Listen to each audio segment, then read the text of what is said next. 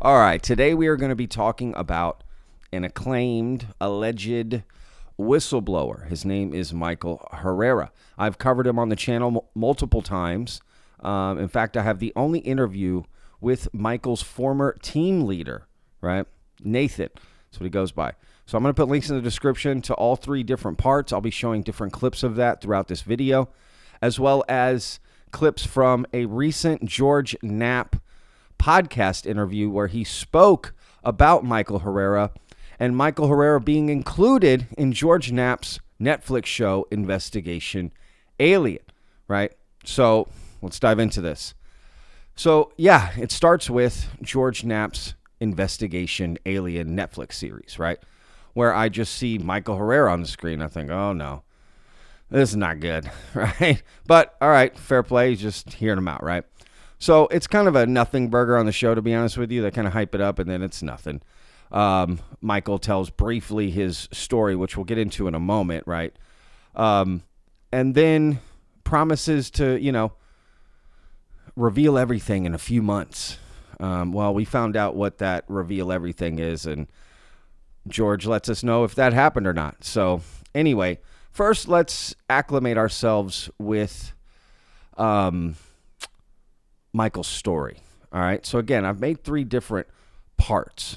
The first part that I made is really just Michael's story, right? Telling his story, and then also talking to the independent investigator who went by Joey is not my name. And that's it, right? That's the first part. Then the second part is my interview with Nathan, who is Michael's former team leader. And then the third part is a long-form discussion with this independent investigator of Michael's claims and going over that. And I recommend watching all three. All right. But first, let's start with Michael's story, right? Here's kind of a trailer to help acclimate you with his story and kind of what's in parts 1 and 2. Who is Michael Herrera? Today we'll learn the story of an ex-Marine who claims to have had an out-of-this-world experience that would shock even the most open-minded. It involves a UFO, Marines, private military units, psychic human trafficking, and potentially reversed alien technology, all wrapped up in a bow of a good old-fashioned global cover-up. Michael's team leader, I'll just use his first name. His name's Nathan. He has a lot of credibility to speak against Herrera because he was his team leader.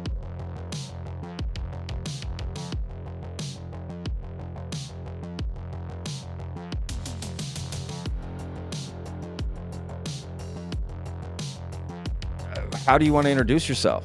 I'm Nathan. I was Herrera's team leader on the 31st MU back in the day. I was in the Marines 2007 to 2015. I'm just here to tell my little piece of the story. Do you remember meeting Michael Herrera, like the first time you ever met him, or? This is a kind of a unique part of it is we went to boot camp in the School of Infantry around the same time. I don't remember if I knew him there, but my first recollection of meeting him, he got brought over to our company and he put in our platoon and he was given to me. It was a weird situation because we just got back from our first deployment, and in the Marine Infantry, like your first year, your first deployment, it's terrible, and then it's kind of like a tradition. So he shows up, and my recollection is he went UA. Basically, he just ran away. Didn't go on the first deployment, right? So when he came to me, I had to treat him like he was the brand new guy with all the other brand new guys. So it was a weird situation because he'd be like, "Oh, Nathan, oh, what's up?" And I'm like, "Nope, you're getting treated like everyone else." So that's how I first met him, because it was a weird situation. He was in a different company. And what I heard was he took off, didn't go on the deployment. So how do you do something like that? Like, how do you take off and not go on deployment? Like, just run away.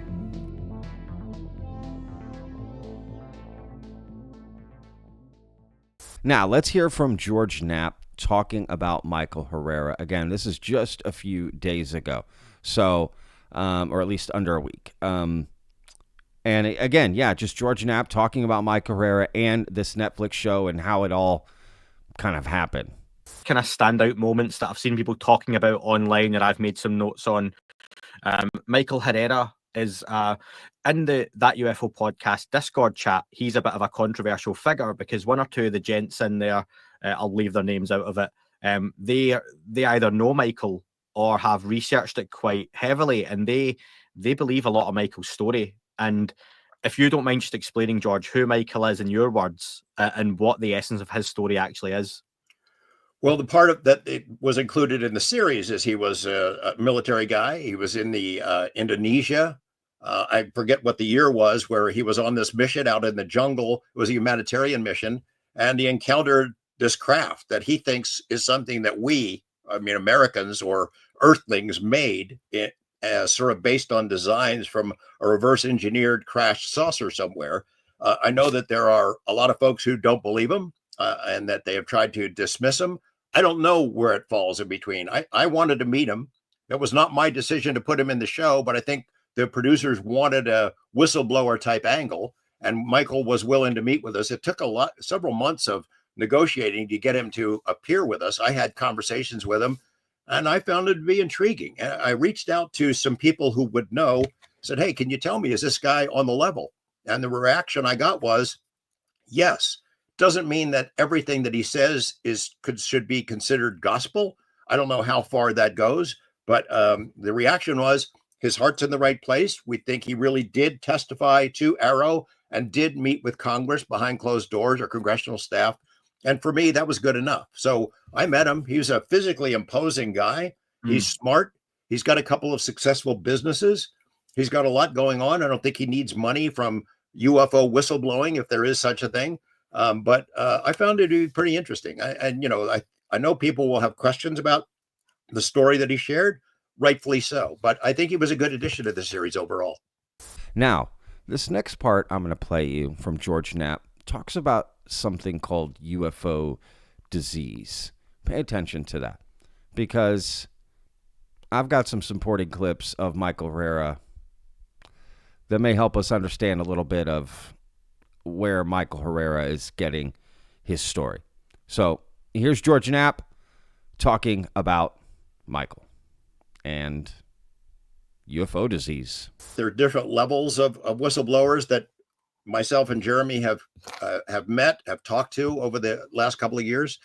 And some of them, most of them, you could say are scared. They're afraid, and with good reason. There are those who have a basic story that is pretty simple, related to the technology that they have seen with their own eyes in government facilities and or contractor hangars, things of that sort. There are others who tell about things that they've seen, close encounters they've had, and after their basic experience, they have additional narratives that I don't know that are exactly true or not. There's a term that Jeremy and I have used at times, UFO disease. Sometimes people come in, they tell a basic story, they're investigating a particular case, they get a lot of interest, and then they expound on it, and it gets bigger and bigger over time.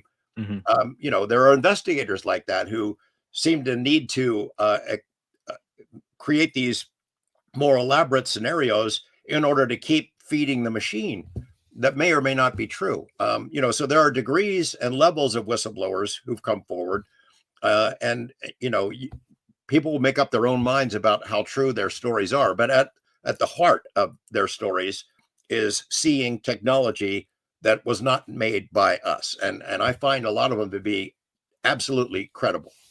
Because you see, Michael has his original story, right, where he talks about finding, coming upon a UFO in Indonesia with some other members on a secret mission, right, on this masked during this humanitarian aid mission, right?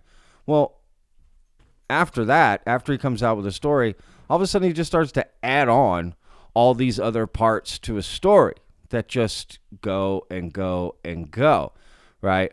One particular moment in my interview with Nathan, again, who is Michael's former team leader, I kind of asked him about this, and this is what he had to say. not that you were a part of this or I'm just saying this is all after, but I think it's important to keep in mind, because I am going to share it in my video, is some of the other claims that Michael is now making post this event, right? This is recent. This is in the last few years.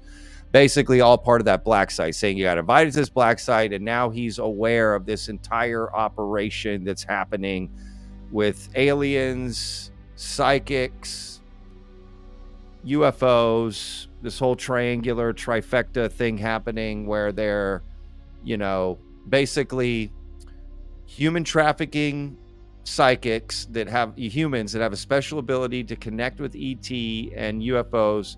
They lure the UFO and alien to Earth here, then they shoot it down, recover the technology, reverse it, get another UFO, right? And so, and he's saying this is, they're called P3s. He's saying this is out there. He's saying he's going to be shown this very soon. In fact, this operation maybe become a part of it. I mean, what do you hear this? Where does your mind go? Yeah. It's stupid. He will never, mark my words, he will never come forward with evidence. Never. Never. Guys, in a week, it's coming. You don't got shit. It's never happening.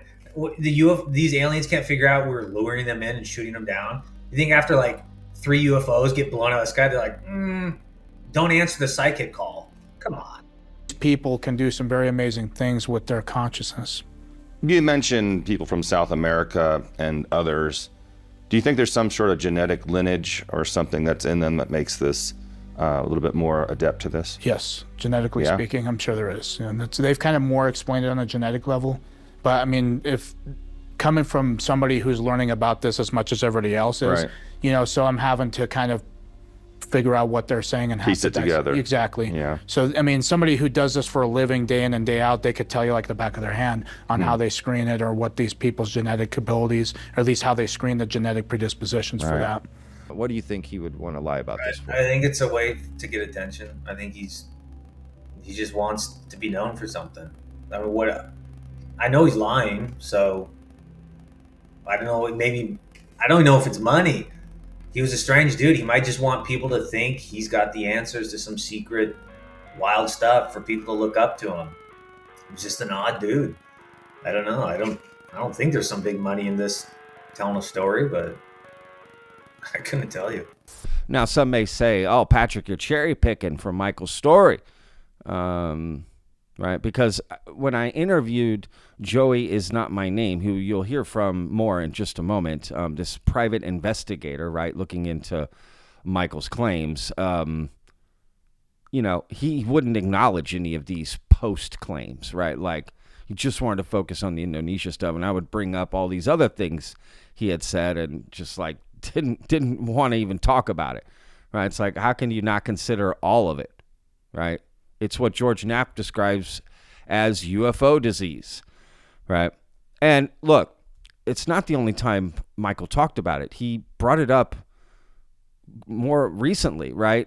Just this past May when I was making my videos, and he said even more things. And they briefed me that they use these people, basically, they screen these people for a program called psionic potential predisposition, which is like borderline psychic. And they use these people to basically put them at these installations where they have scalar longitudinal EMP weapon systems that they've made based off of NHI technology, that they use these people to build rapport with NHI. And over time, they basically get them to trust each other. And then off in the distance, you have this group that secures this whole area, right? And then they target these craft and shoot them down. And that's how they recover them. So they're using these P3s as bait to summon these craft and then shoot them down, put them into these facilities and do some research and development on them. And the problem with this too is that these operators in this organization, they can't control this technology because they are not at that level consciously to do it. So they use these people to do it. And these people are given a choice whether or not they want to partake in that program, and they're given a very good lifestyle in lieu of that because they take them from third world countries. The Bureau of Indian Affairs is a big part of this, as well as Mexico. So if anybody wants to investigate Mexico and the Bureau of Indian Affairs, look into it, because that's what I'm urging other people to do, and that's what they've told me to urge other people to look into as well. So they flood these guys with drugs that are basically like serotonin and some other stuff that it's so bad on the endocrine system that it wears them out very fast.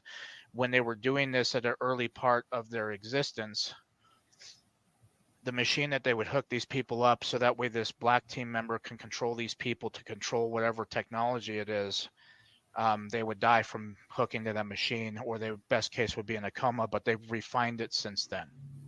I mean, there are just so many things, you know, wrong with this story, right? I just don't even know where to begin.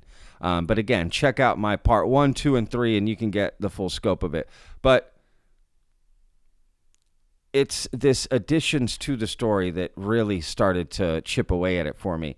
And of course, me talking to Nathan's former team leader, or excuse me, Michael's former team leader, Nathan. Because you see, even Joey Is Not My Name, the private investigator looking into Michael's story, even agreed that Nathan is critical, right? And is in a position to know about Michael. So we should listen. And here's an excerpt from part 1 and more about that.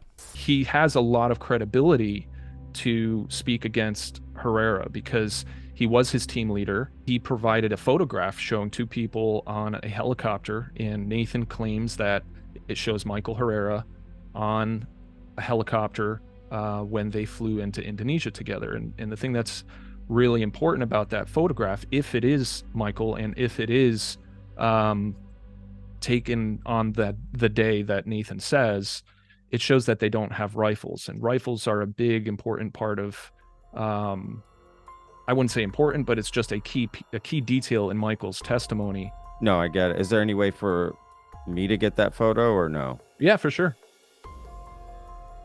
There's 2 people in that photo. The other guy, pretty confident who it is. I've tried to reach out to him, but I haven't been able to get in touch. I also haven't been able to get in touch with any other squad member that Nathan says, you know, was there, and he can't even remember. The only people he can remember are Michael, the other guy in that photo, and he thinks maybe one other person. He can't remember anyone else from the squad.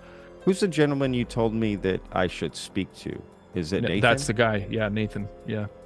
Okay. Yeah, no one's spoken to him yet, really. You think you could put me in touch with him? I can reach out to him and see. Yeah, I'll reach out to him. If he's willing. I mean, I don't want to.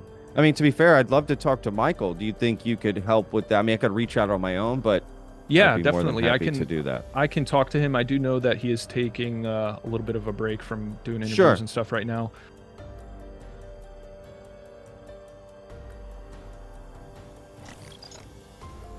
And so, of course, we do get the interview with Nathan, right? And we're able to speak to him. And that picture that they showed is really a crux of Michael's story, right? Nathan is claiming that's them on that same day, right? That Michael is claiming he had this UFO encounter. And Nathan is saying, I was with you. I went on this mission. Now, Michael's then saying, no, we went on that mission, and then I went on another secret mission without you, right? Very like Under Siege, because he's like a cook or something. Anyway. But in my part 3, I'll give you a little tease here, right? This is me talking with Joey Is Not My Name, who then revealed his face later on. And him responding, Michael responding to, you know, Nathan's interview, right? And the videos that I made, right? So take a listen. But there's just, I mean, you guys have a history. I mean, he doesn't like me flat out, and the feeling's mutual. But the thing is, I got with what I'm dealing with in my life, and that's all I'm focused on. Right. I'm not making money off of this stuff. This doesn't get me anywhere financially. Right. What it does provide is understanding and stuff that I wish I never learned, but the truth had to be known, and I'm thankful at least these insiders were able to show details and share me. Now, so that whole entire conversation between Joey Is Not My Name gets a little, you know, exciting, I guess I'll say. I really pushed back on him, and I feel like he really lost his objectivity along the way. And to be honest with you, I'm not sure if that gentleman is who he says he is, and if his intentions are truly just to look at Michael's story objectively. I think he's, you know, got too close to the sun, Icarus, right, with this whole thing. So regardless, to each their own. But I will say this, right?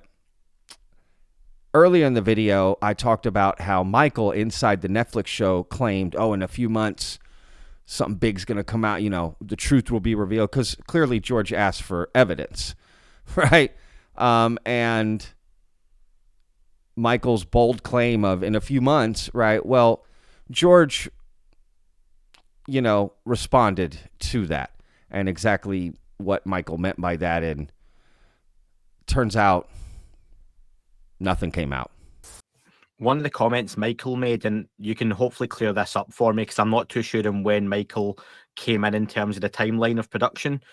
He said that within a few months, information would come out that would verify his story and information that would shock the world. Have we had that yet? Not to my knowledge. I think Michael was hoping to be called as a witness. That's Okay. my guess. That's what I think he was referring to, that there would be additional testimony. And there has been testimony, but not the kind that he was envisioning at the time. That's what I was kind of thinking in my mind, that was that going to be additional whistleblowers, other folks like him coming forward, sharing those stories. Michael could then be one of many and not just a guy coming out and sharing a story. And maybe there's more power in numbers like that. Yep. Yeah, there is communication between this small group of people, a couple of dozen people, different ones stay in communication with each other. There's sort of a hub of communications. They have to be very careful. But, I think all of them had hoped that by now there would be some sort of a platform by which they could tell their stories and be safe from prosecution. Now, one last point that George brings up, and to be fair, Andy, from the host of that UFO podcast that's interviewing George Knapp, they talk about Dr. Stephen Greer because he's the one that sort of brought Michael Herrera out, right? And he still works with them, as well as everyone that is, independently investigating him. They also are with Dr. Stephen Greer. So it's, anyway, they make a very good point, right? Something very kind of interesting that I thought would be objectively fair to showcase as well. But conversely, you also get folks who I maybe don't agree with that now and again maybe do good work these days. I'll cite Stephen Greer. Personally, I think went off the bandwagon, off the rails years ago. However, a broken clock is right twice a day, so you can't dismiss when that clock is then right, because otherwise you're no better than the trolls and debunkers and everything. So I get the same thing. I mean, about Stephen Greer, people are writing to me about Investigation Alien, this Netflix thing. Hey, you had Michael Herrera on. Stephen Greer talked to him first. You diss Stephen Greer all the time. What's the deal? Well, Dr. Greer did do some good work. He brought forward witnesses and whistleblowers and put it out there for the public. I mean, you got to acknowledge that. He did great work. He's gone somewhere else since then, and I don't get into it. I don't want to be critical of him. He's gone off on a different tangent, but he did do some good work. You're right. And I've said, George, if it comes out that Stephen Greer is the guy who is most right in all of this, I will sign up to one of his Kumbaya camps tomorrow, and I will be there summoning the aliens above his mansion. Like, I'll be there with the best of them. All right. And, I'm not going to lie. I agree with that point, right? But that doesn't make Michael's story any more true. And again, you should decide for yourself. I'm not here to decide for you. But in my opinion, me personally, 99.9%, I do not believe Michael Herrera. I think I've done enough investigation into it. Probably the case I've investigated the most on this channel, to be honest with you, of how much work and effort I've put into that and behind the scenes. Right. And nothing adds up. Everything is fishy all along the way. So anyway, you decide for yourself. At the end of the day, right? So again, links in the description. Go check out part 1, 2, and 3 if you want the full deep dive on the Michael Herrera story. Really appreciate what George Knapp had to say. And of course, Michael couldn't deliver with this big evidence. He thought he was going to testify in front of Congress about psionic aliens or something. I don't know what he thought he was going to share. But regardless, I'm really glad that didn't happen. If you thought the witnesses were bad at that House hearing on the 13th, imagine Michael Herrera in there. that would not have been good, in my opinion. Again, make up your own mind.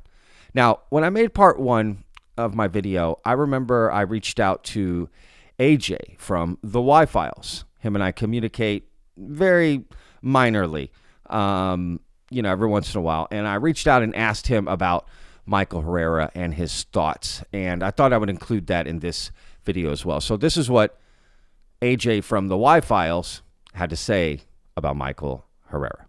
And one person who I wanted to get their opinion on this story was AJ from the Y-Files. So I emailed him, and this is what he said. I distrust anyone who spent any time in military intelligence. Once you're in, you're never out. Unless I see hard evidence, my first reaction is PSYOP. I want to be wrong, but I wasn't wrong about Doty, Elizondo, Putoff, etc. And I don't think I'm wrong about Grush. Herrera, I don't have enough info, but if he's intel, his story is Pentagon approved, just like the Tic Tac video was approved, and it's just an airplane. Now, some of you may have just had an aneurysm, and others may agree with AJ, and some of you may just agree with parts of it, but that's up for you to decide. Now, again, make up your own mind about this story, whatever you want, right? It's up to you. I support any opinion about this. Let's just be respectful in the comments if we can, but yeah, let me know in the comments, what do you think about Michael Herrera's story? Do you believe it or not? We'll see you guys on tomorrow's video, vetters. Remember, every day's a gift, y'all. Peace! I live inside my own world of make-believe. Kids screaming in the cradles, profanities. I see the world through ice covered in ink and bleach. Cross out the ones who heard my cries and watched me weep.